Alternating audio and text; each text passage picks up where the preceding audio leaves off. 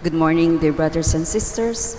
Welcome to the celebration of the Holy Sacrifice of the Mass, this fifth Sunday of Lent.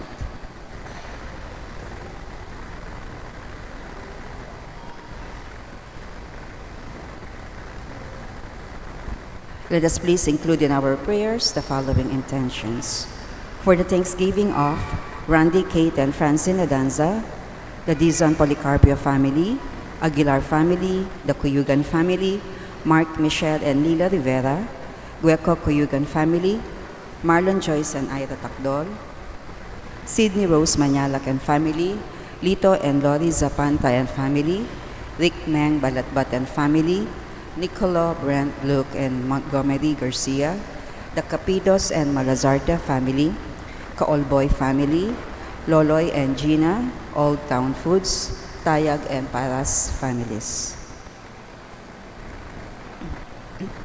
For the special intentions of Rico, Chona, and Nico Malgapu, Adrian, Nika, and Rafael, Jack and Dina Malgapu, Ray and Loida Rodriguez, Helen David, Tita V. Bermudez, Eleanor Ventura, Phil Janet Castro and family, Chucky Maan Castro Alonzo, Anita Alonzo, Bernie Baby Hanson and family, J. Sharon Manuel, Henry Jonel Morales and family, Reden and May Rivera, JR and Aina Mahia, Reden Jeremy and Joy Rivera, Mark Homer Munoz, Patrick and Sara Gokinko, Lynette Nucom and family, Rick Grace Alexi Lumanlan, Justin Levy Gutierrez, John Lore Gutierrez, Arkin and Devin Yu, Amelia Lim, Rowena Lagman Songko, Neiko Abigail Miklat, Capidos and Malazarte family, Sai Gabuan and family, Mian Roa, Neiko Abigail Miklat, Maria Teresa Evangelista and family, Jeanette Mary A. Surot for a successful MLE result.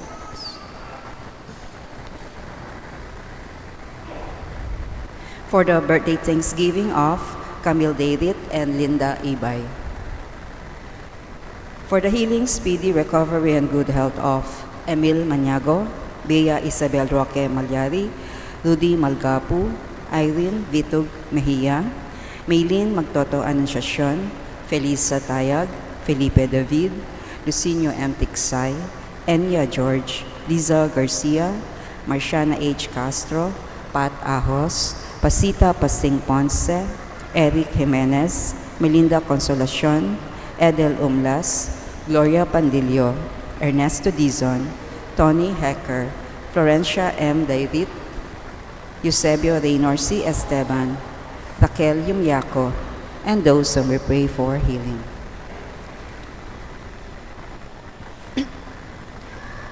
Let us also pray for the eternal repose of the souls of Maria Consuelo Manahan, Filmer Abrahano, Felipe Abrahano, Manolita C. Pasion, Arturo and Lolita Manyalak, Mara Clara Castro, Monico Macabali, Marcos Castro Sr., Esmirna Perez, Jesus Balidio, Pablo and Lucia Castro, Victor and Loretta Chancoco, Purificacion Sese, Romeo and Rodinel Lagman, Jericho Evangelista, Catalino Santos, Rodel Olea, Joshua Gabriel Macasaet, Visitacion Malgapu, Norma Castillo, Gregorio Castillo, Gerardo Castillo, Irene Canlas, Arsenio Canlas, Martin Angeles, Democrito Aison, Agnes Aison, Manuel Martin Soriano, Maria Teresa Morales, Napoleon M. Angeles Sr.,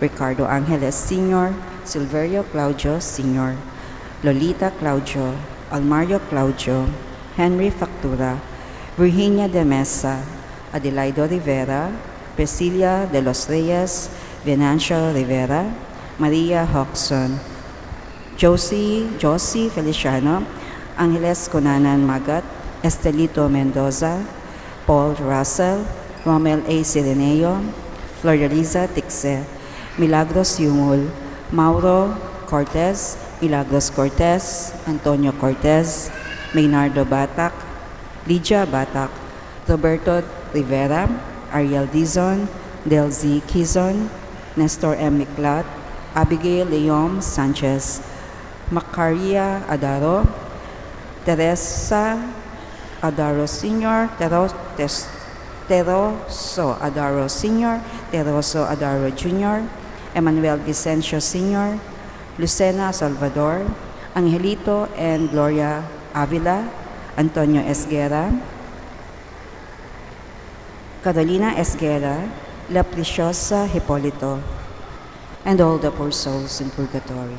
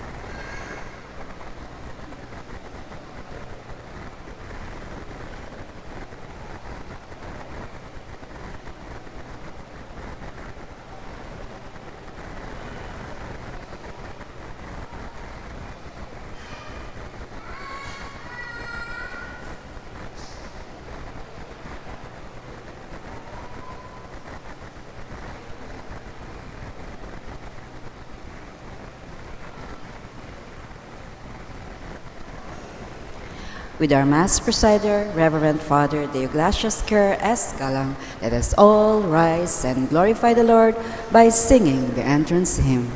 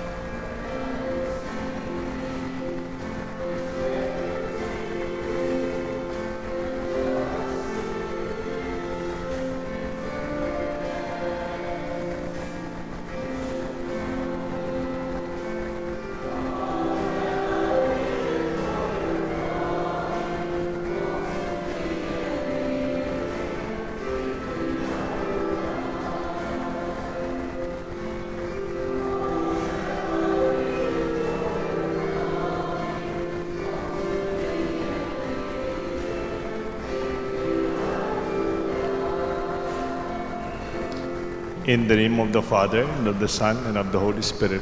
Amen. The Lord be with you. And with your spirit. Good morning po. Good morning, Father Deo. We are celebrating the 5th Sunday of Lent.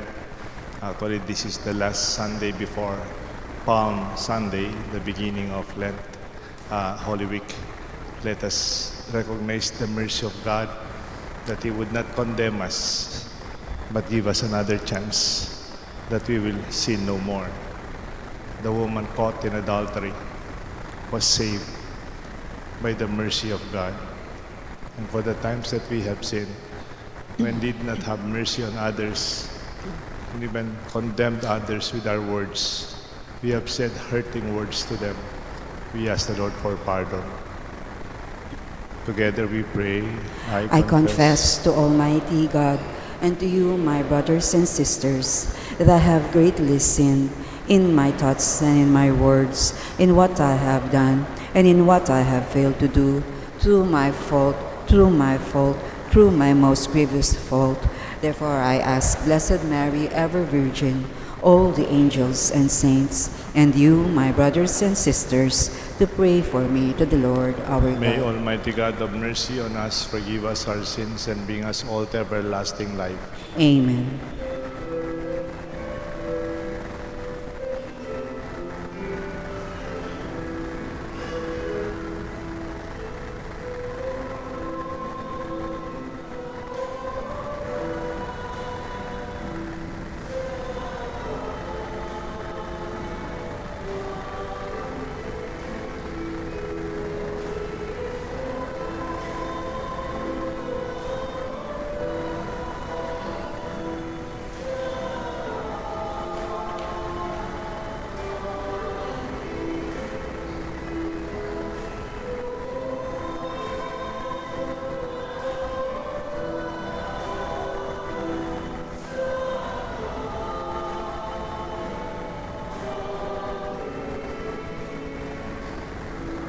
Let us pray.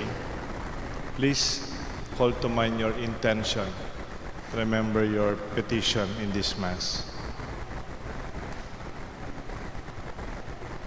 By your help we beseech you, Lord our God, we may walk eagerly in the same charity with which, out of love for the world, your Son handed him over to death. Through Lord Jesus Christ, your Son, who lives and reigns with you in unity of the Holy Spirit, God, forever and ever. Amen. The Liturgy of the Word. The first reading. The Lord is God of salvation, past, present, and future. To the people exiled in Babylon, He announces through the prophet Isaiah His plan of saving them once more. God will work a new exodus that is even more wonderful than the first. A reading from the book of the prophet Isaiah. Thus says the Lord, who opens a way in the sea and a path in the mighty waters, who leads out chariots and horsemen, a powerful army, till they lie prostrate together, never to rise, stop out and quench like a wick. Remember not the events of the past, the things of long ago considered not. See, I am doing something new. Now it springs forth. Do you not perceive it? In the desert I make a way, in the wasteland rivers. Wild beasts honor me, jackals and ostriches. For I put water in the desert and rivers in the wasteland of my chosen people to drink, the people whom I formed for myself, that they might announce my praise. The word of the Lord. Thanks be to God.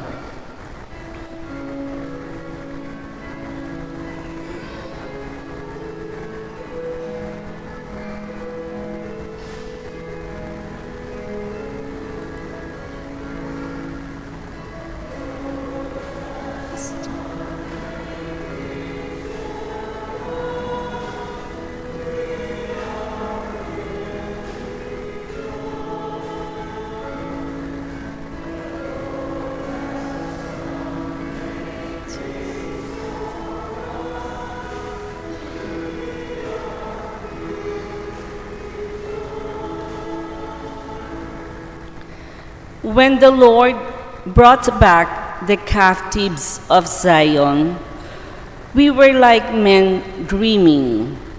Then our mouth was filled with laughter and our tongue with rejoicing.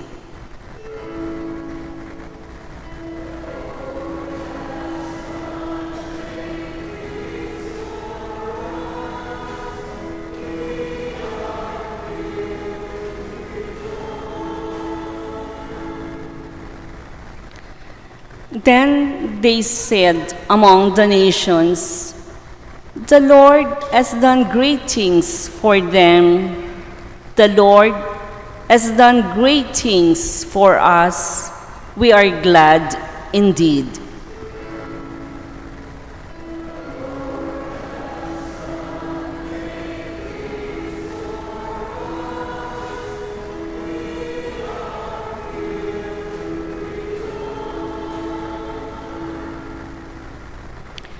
Restore our fortunes, O Lord, like the torrents in the southern desert. Those that sow in tears shall reap rejoicing.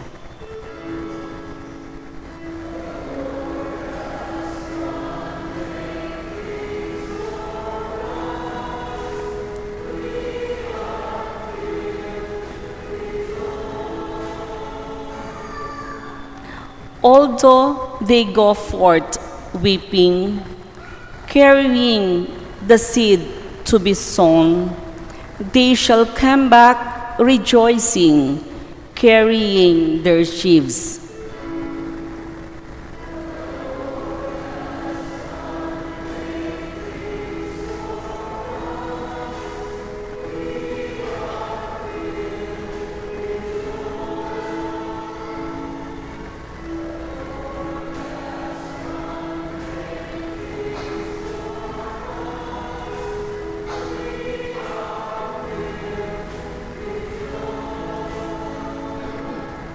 The second reading.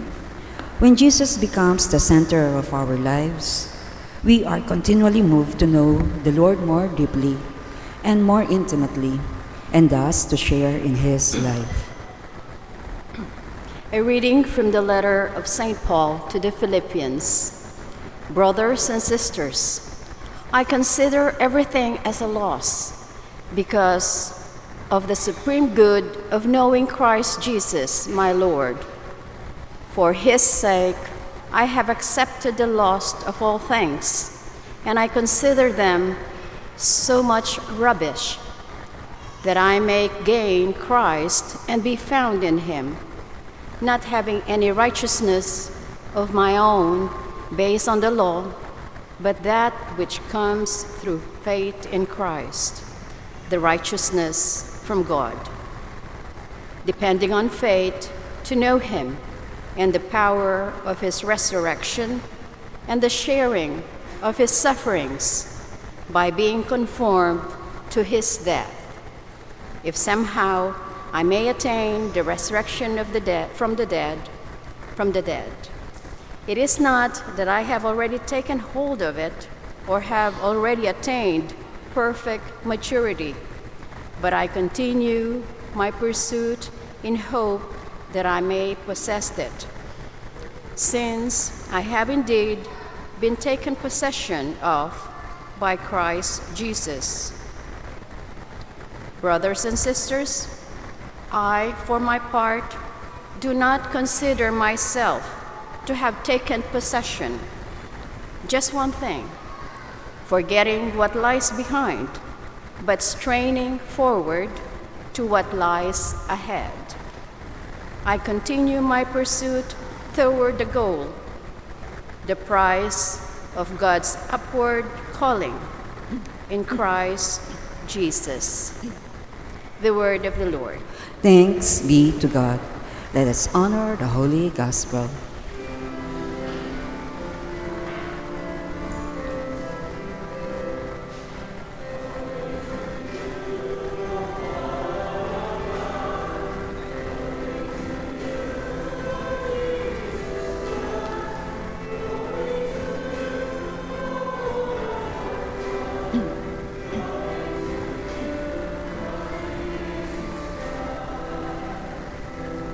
altogether?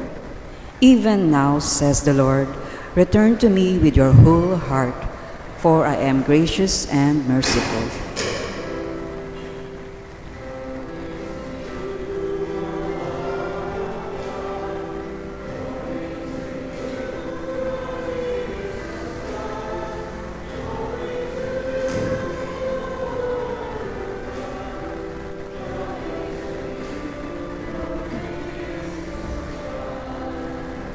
The Lord be with you.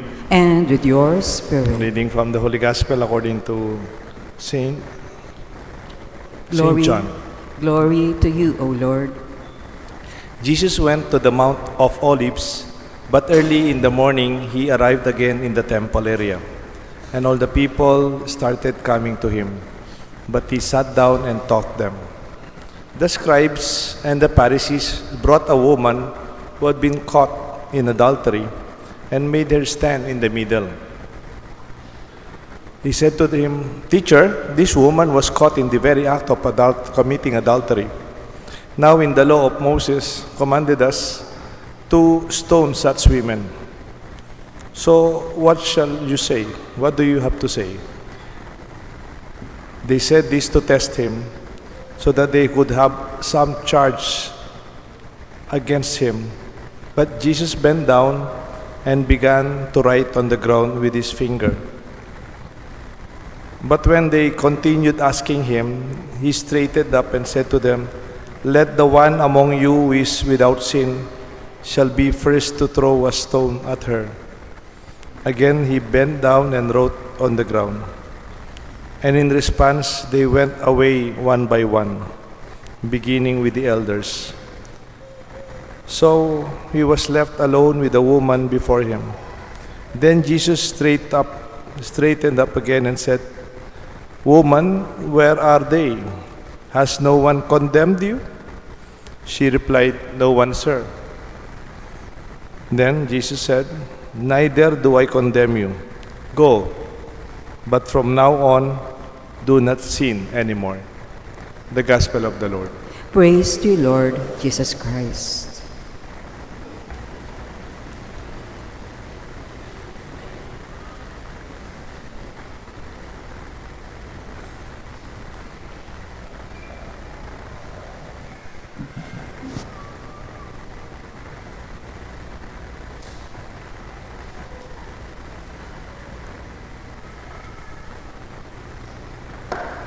In the name of the Father, the Son, the Holy Spirit. Amen. The stone. May pinulot po akong bato kanina. You can use this to hurl somebody with this stone. Pwede mong pambato. Pwede mong pamasibasing batungin. It can hurt actually. And kung marami tayo, it can kill. Until now, there are people who would be hurling stone against one another to hurt them.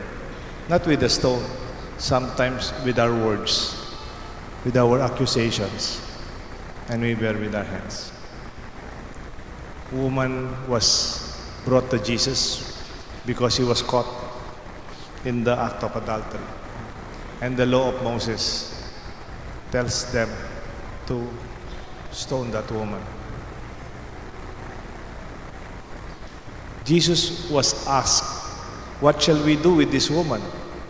She was caught in the act of adultery." Actually, the question is for Jesus to answer so that they have something to accuse him. It was not actually about the woman.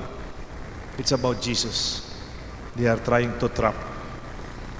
But Jesus did not answer the question.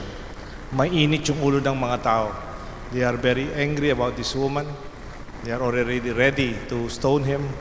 They are just waiting for the signal of Jesus. Dala-dala nila yung bato.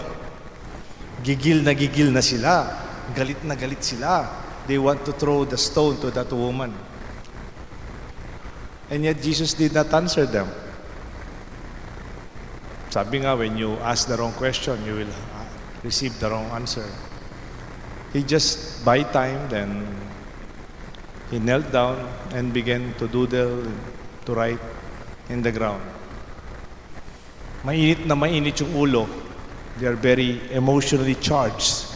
yung mga the mob, the people. They were very angry. And yet Jesus bought some time. Di ba mayroong expression, when you are very angry, you count 1 to 10. 1, 2, 3, 4, 5, and so on. Actually, that is not a hearsay na gawin mo lang yan. Actually, that is scientifically correct. Because in our brain, there's a small bean-sized amygdala that triggers our emotions. That is the brain part that is triggering our anger. Pag galit na galit ka, o kung may susuktukin ka, o mayroon ka sasampalin, o kaya magsasalita ka ng masakit, magmumura ka, it comes from amygdala. Then, it takes about 5 seconds to charge your body to respond from that amygdala impetus.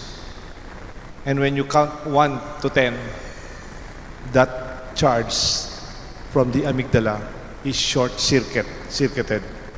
Parang nasisira po yung cycle of the charge of anger and emotion.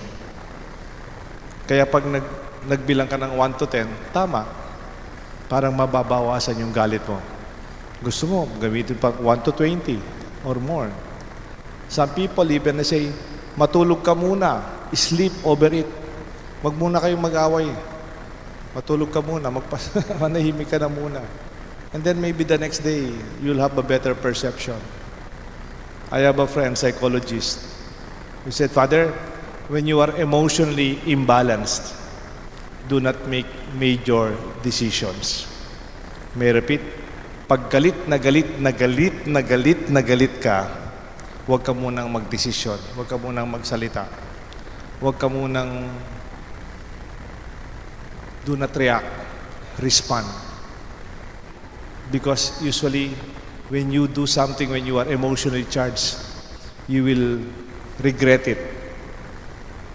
Minsan the next day, nahihiya ka, ba't sinabi mo yon? You lost a friend. You lost a relative. You lost someone because of your emotional imbalance. Remember, kahit kaano ka kagalit, it will come, it will go. Parang bagyo, kahit signal number 4, it will come and it will go. Pag malungkot ka, huwag kang magdesisyon. Pag depressed ka, huwag kang magdesisyon. Let it settle down. Sleep over it.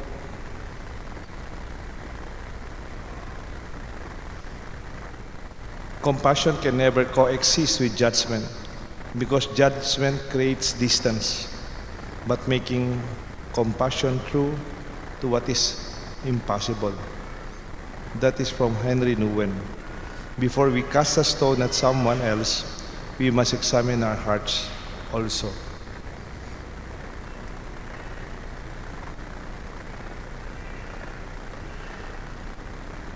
Second, when we are holding a stone in our hands, you can use the stone to build positively. Kaysa manira, manakit, pwedeng gamitin ng bato, mag-construct to build something. Ang chapel na ito, napakaganda. But it's made of stones, cement, and rock, and concrete and steel. We always need stones. Kaysa pambato mo, gamitin mo to build the person. Not literally for construction, even for building up the person.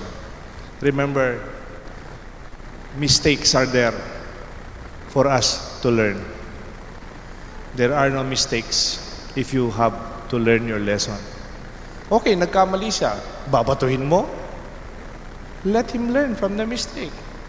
And that mistake will become an option for them to be wiser, to be more experienced, and to be better. Pag nagkakamali ang tao, huwag po ninyong ipahiya. Huwag niyo silang saktan.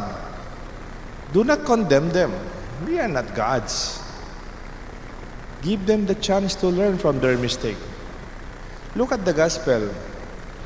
Jesus said, "Nobody condemned you, neither do I condemn you. But do not sin no more." Mabiyasa ka, may kamali ka. I don't condemn you, but learn from this mistake. The church teaches us that while being accountable is necessary, judgment is justice must fully realize in reconciliation, love, and mercy. Build the person. Their mistakes are opportunities for them to become better, to learn from our own mistakes. Parang there are 3 ways to learn. Your teacher can teach you. Your books you read can teach you. But even your mistakes can also deeply teach you personally. Saint Mother Teresa of Calcutta said, "If you judge people, you have no time to love them." Sabi ni Boss Sanchez, do not fix people. You do not fix people. Maybe you fix your car. You fix your cell phone. You fix your electric pan or television. You don't fix persons. Love them and give them the chance to learn from their mistakes. Yung lang magkamali, masakit na. Let them go through that mistake and learn from it. Mayroong isang school, they allow mistakes.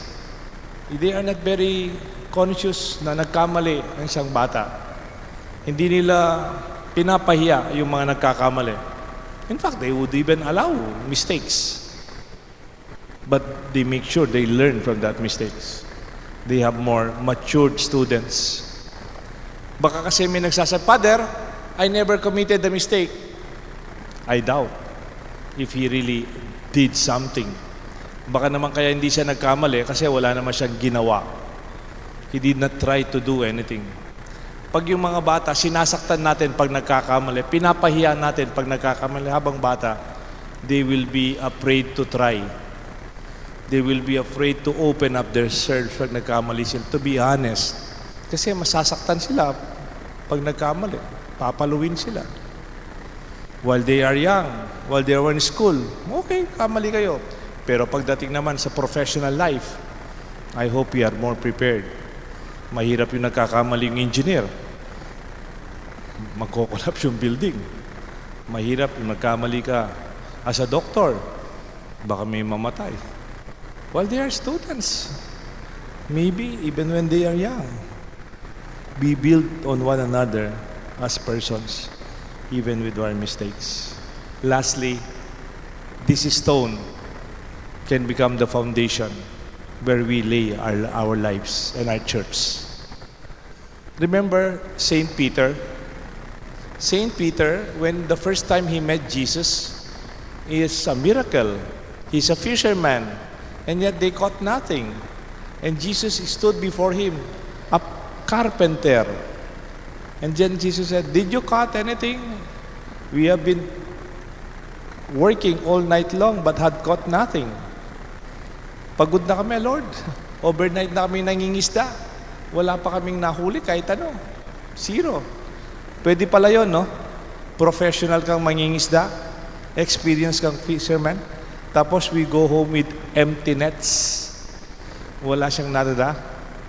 Pwede rin pala, on a personal level, other than fish that you bring home, you also go with emptiness. Parang wala pa rin. Kulang pa rin. That is Peter when he met Jesus. And yet Jesus, "Peter, cast your net to the deeper waters. Duc in altum." Dun sa mas malalim. And they were able to catch fish for so many. And Peter saw it was a miracle before them. A fisherman was kneeling before a carpenter. He did not call Jesus, Jesus. He called him Lord, because he witnessed a miracle. And Peter said, "Lord, depart from me. I am a sinful man." From Luke chapter 5, verse 8. Makasalanan po ako. I'm not worthy. I'm a broken person. I'm a sinful person. He was throwing the stone to himself, accusing himself of his own sin. And yet Jesus said, Peter, from now on, I will be making a fisher of men. Ang pangalan mo, Simon, but I will call you Peter, the rock. Petrus is rock. And upon this rock, I will build my church. That our church, our first boat, was built not because of the exceptional capacities of Peter, of his intelligence or achievements, but our church is built upon the mercy and the power of God. It was not about Peter, it was about the power and the mercy of God. Remember St. Paul of Tarsus? St. Paul of Tarsus, he was not a holy man. He was not a man of the church. Actually, St. Paul is a persecutor. Siya isang kinakatakutan ng mga Kristiyano. Siya berdugo sa mga Kristiyano. He persecuted, he hurt, even killed Christians. And yet when Paul was riding his horse, very proud, he fell from his horse. Nahulog siya sa kanyang kabayo. I don't know kung napilayan siya, pero it was a shameful moment for him. And then, nabulagan siya. He became blind. And then there's a voice in the midst of that blindness. He said, Saul, Saul, Saul, why are you persecuting me? And then Saul was so afraid what was happening. Who are you? Who are you? And then the voice said, I am Jesus, the one you are persecuting when you are hurting those who believe me and follow me. And that's the time Paul was converted. And in 2 Corinthians chapter 12, verse 10, Paul said, it is in my weakness, it is then that I am strong. That in my weakness, ang aking pagkamakasalanan, doon nangingibabaw ang pagpapatawad, ang lakas ng Diyos sa kanyang pagmamahal. These two are broken people. These two are people who are sinful. They were supposed to receive this stone of condemnation, but they were built to become the foundation of our church. Sa Apalit, may taga-Apalit dito nakita ko. Sa Apalit, some years ago, yung kanilang patron, St. Peter, San Pedro, Hapong Iru. And then, more than 10 years ago, it was adjusted. Ang kanilang patron ngayon sa Apalit, Pampanga, sa kanilang parokya, hindi na St. Peter, dalawa na. Parish of St. Peter and Paul. Because that is the liturgical calendar's celebration. That these two men became the foundations of our church and the rest of the apostles, not because of their own strength, but because of the mercy of God. I ask you with this question, if you have a stone in your hand, how will you use it? To condemn others? To hurt others? To destroy their name? Or to build on their mistakes? To learn from their mistakes? To be better and wiser? And even to build this rock as a source of our foundation with the mercy of God upon us. Sabi nga ng isang banal na santo, I am not good, I am forgiven. May God bless us all, the Father, the Son, and the Holy Spirit. Amen. Together, let us profess our faith. I believe in God, the Father Almighty, creator of heaven and earth, and in Jesus Christ, his only Son, our Lord, who was conceived by the Holy Spirit, born of the Virgin Mary, suffered under Pontius Pilate, was crucified, died, and was buried. He descended into hell. On the third day, he rose again from the dead. He ascended into heaven, and is seated at the right hand of God, the Father Almighty. From there, he will come to judge the living and the dead. I believe in the Holy Spirit, the Holy Catholic Church, the communion of saints, the forgiveness of sins, the resurrection of the body, and life everlasting. Amen. As we draw close to the Holy Week and Easter, we beg you, Almighty Father, to sustain us in our drive and divine compassion, so as to we may attain spiritual renewal as we prepare to accept the Easter mysteries. For every prayer we shall answer, Lord, listen to our prayer. Lord, listen to our prayer. By the Spirit of truth, may our church leaders be able to proclaim courageously the gospel even amidst neglect, disinformation, and criticism. We pray. Lord, listen to our prayer. Under the guidance of the Holy Spirit, may our national leaders and citizens vigorously pursue justice for the poor, moral and spiritual renewal, and defend at all cost human life. We pray. Lord, listen to our prayer. By the light of faith, may those who are preparing for baptism be led and directed by their sponsors and catechists towards the steps of Christ, our resurrection and life. We pray. Lord, listen to our prayer. By the passion and death of Christ, may all the baptized create communities of faith that will be rich havens of compassion and love. We pray. Lord, listen to our prayer. By the power of the Holy Spirit, may God welcome our beloved dead to the beatific vision, so that they may be set free and come to eternal life. We pray. Lord, listen to our prayer. Let us pray for the urgent concerns of our community and our personal intentions. Father, Jesus' word of mercy saved the woman who was condemned to death. Save us from the death of our own sins. Fill us with life you won for us through his cross and mercy. We ask this through Christ our Lord. Amen. The Liturgy of the Eucharist.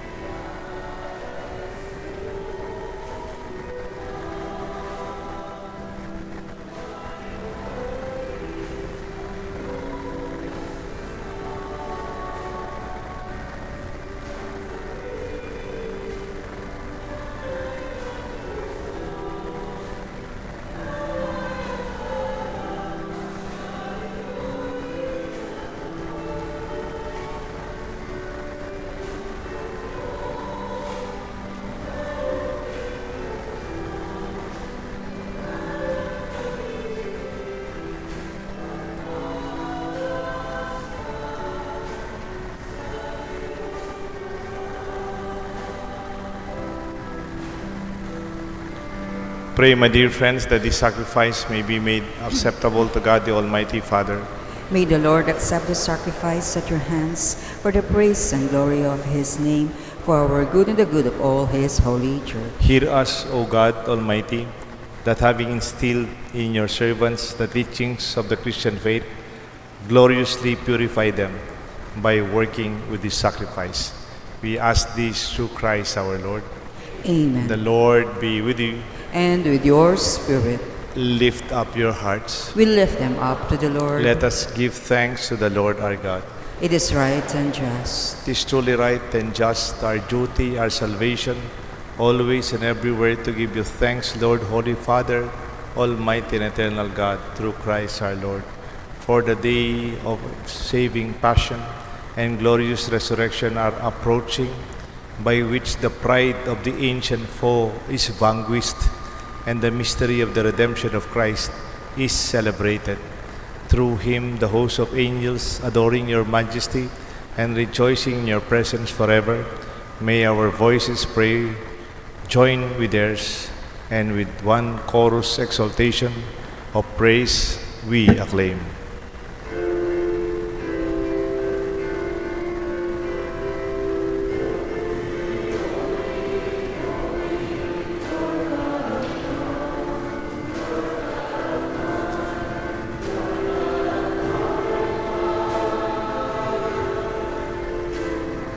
Heaven are full of your Hosanna in the highest. Hosanna, Hosanna, Hosanna in the highest. Blessed, blessed, blessed, blessed is he who comes in the name, who comes in the Lord's name. Hosanna, Hosanna, Hosanna in the highest. Hosanna, Hosanna.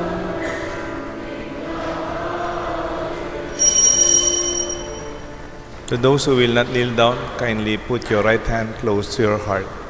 You are indeed holy, O Lord, the fount of all holiness. Make holy, therefore, these gifts, we pray, by sending down your Spirit upon them like the dew fall, that they may become for us the body and blood of our Lord Jesus Christ. At the time he was betrayed and entered willingly into his passion, he took bread and gave you thanks, broke it, and gave it to his disciples, saying, "Take this, all of you, and eat of it, for this is my body, which will be given up for you."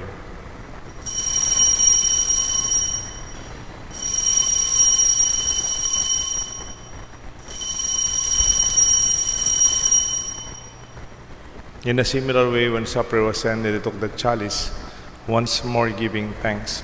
He gave it to his disciples by saying, "Take this, all of you, and drink from it. For this is the chalice of my blood, the blood of the new and eternal covenant. It will be shed for you, for many, for the forgiveness of sins. Do this in memory of me."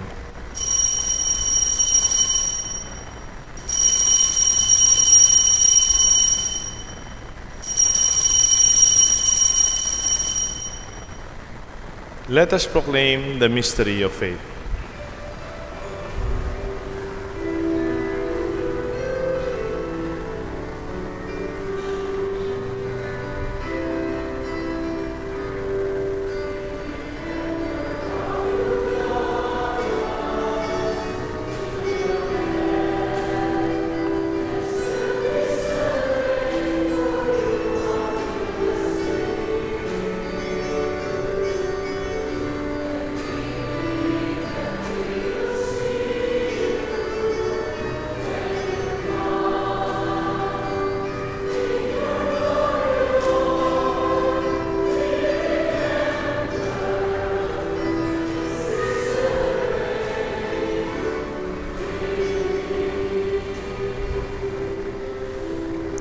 Therefore, as we celebrate the memorial of his death and resurrection, we offer you, Lord, the bread of life and the chalice of salvation, giving thanks that you have held us worthy to be in your presence and minister to you.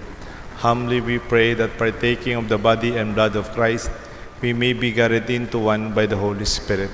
Remember, Lord, your church spread throughout the world. Bring her to the fullness of charity, together with Francis, our Pope, Florentino, our Archbishop, and all the clergy, and all those who serve you in our church, in our parish, in our chapel here at St. Joseph Clark. Remember our brothers, our sisters who have fallen asleep in the hope of the resurrection, and those who have died in your mercy. Welcome them into the light of your face.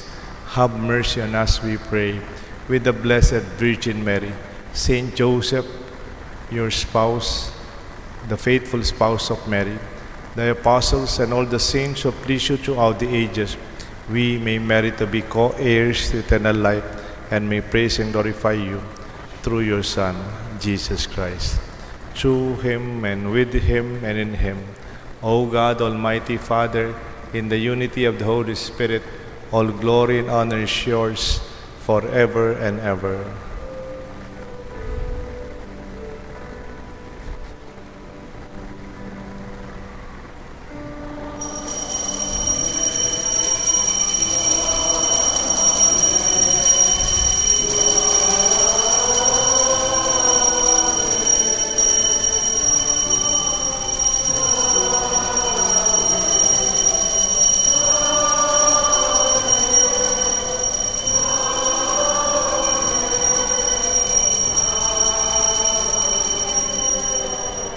At the Savior's command and formed by divine teaching, we dare to call God our Father.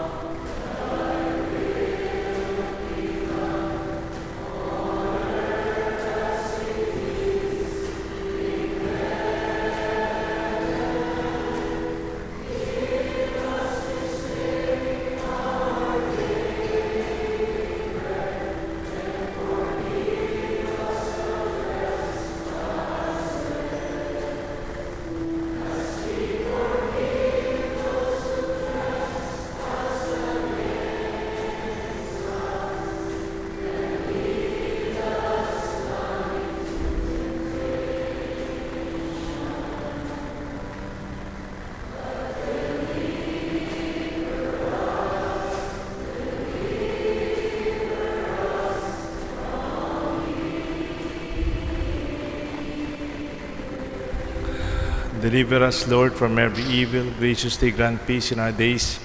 In your mercy, keep us free from sin and safe from all distress, as we await the blessed hope and the coming of our Savior, Jesus Christ.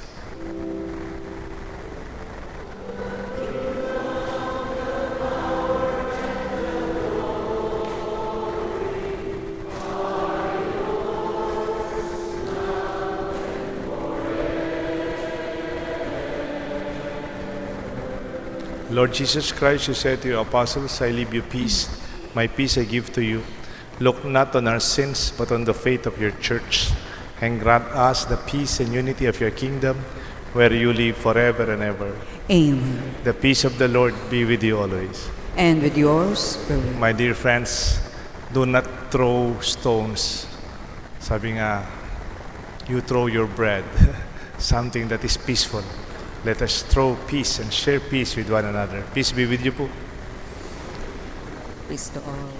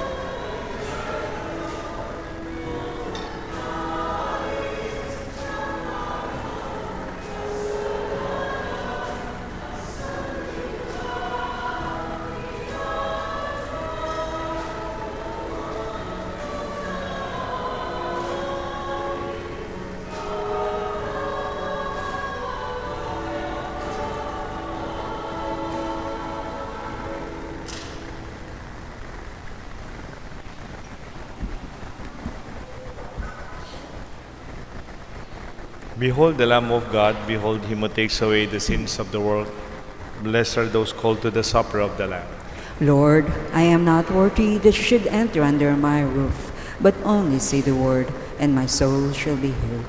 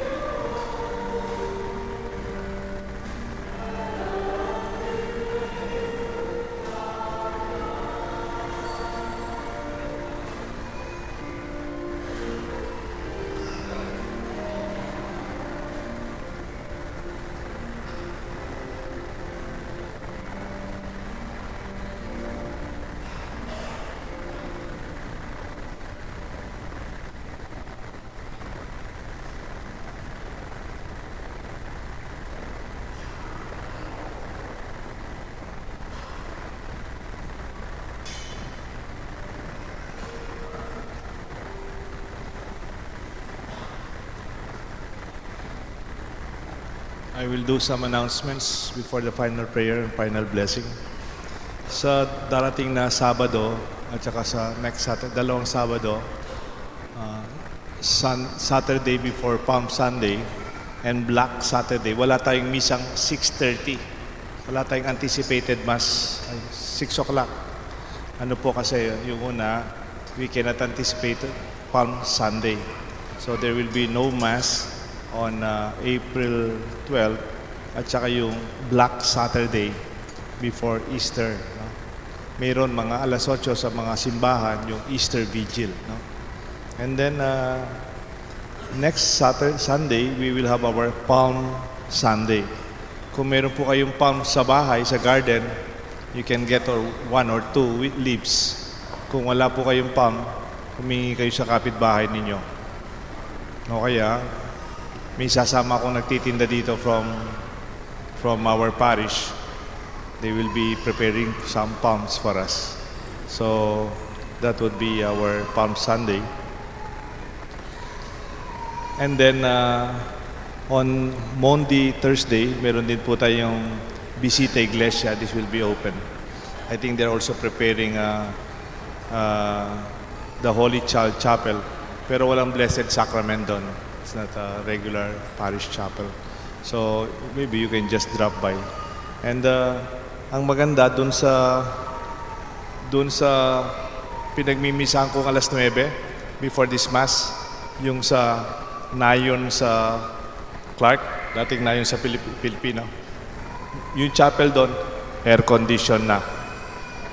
So, if you want to come earlier, kunyari nagmamadali kayo, mayroon kayong lakad na earlier, you can proceed to Nayon sa Clark, Holy Child Chapel. It's around 3 minutes from here. 3 minutes from here. Kung dire-diretso lang. Mayroon po tayong alas 9 misa doon and then 10:30 dito. It's a nice option also. Pina-aircon na ng CDC. Maraming salamat. And then, yung Easter Sunday, April 20, wear white. Yung naman Palm Sunday or sinasabi nating you can wear red on Palm Sunday, the Sunday of the suffering of Christ. And then on April 13, Palm Sunday, we will have second collection for Alay Kapwa. This is the social service program of our church in the whole Philippines that we forward to CBCP for the funds for the social programs of the church in our country, Alay Kapwa. And then on the lighter side, sa April 12, dahil walang misa naman dito, meron po tayong Tulaw, Kakapampangan theater on the life, teachings, and suffering and death and resurrection of Christ. Tulaw is the crow of the chicken, Tilaok on Filipino, where Peter denied Jesus 3 times. It is a Holy Week presentation in Kapampangan, a Lenten Sarsuela. Ito po yung magaganap dun sa Clark Parade Grounds, 6 p.m. Admission is free. Libre po. And it's a very nice one. Last night, ginawa na po ito sa Porac, sa main church ng Porac sa St. Catherine Parish. And this Saturday, dito po sa Clark. This has been going more than 10 years na po yung Talao. So it's a good play that we can watch and participate.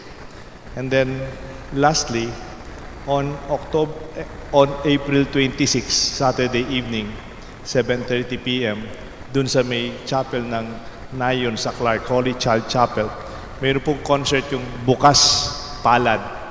They are a premium crown, if not the best choir in the Philippines from Ateneo, no?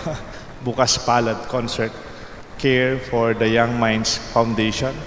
The proceeds for that foundation will be going to an NGO assisting people who are emotionally burdened o dumadaan po ng emotional crisis and depression. And that foundation will be the beneficiary of Bukas Palad concert in cooperation with St. Paul Marriage Encounter Group.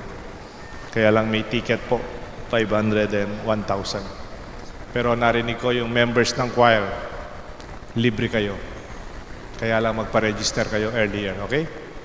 Kasi choir din naman na simbahan yung magko-concert.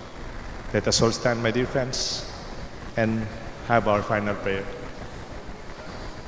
Bless, O Lord, your people who long for the gift of your mercy. Grant that what they prompting, from your prompting, they may desire to receive your generous gifts. We ask this through Christ, our Lord. Amen. Amen. The Lord be with you, And with your spirit. and may the blessings of Almighty God rest upon you, your family, the Father, the Son, and the Holy Spirit. Amen. You may have a stone in your hand. You may throw it to curse and to judge others. But you can also use it to learn and to grow and to build your person, our relationship, and our church. Our Mass is offered. Let us go in peace. Thanks be to God.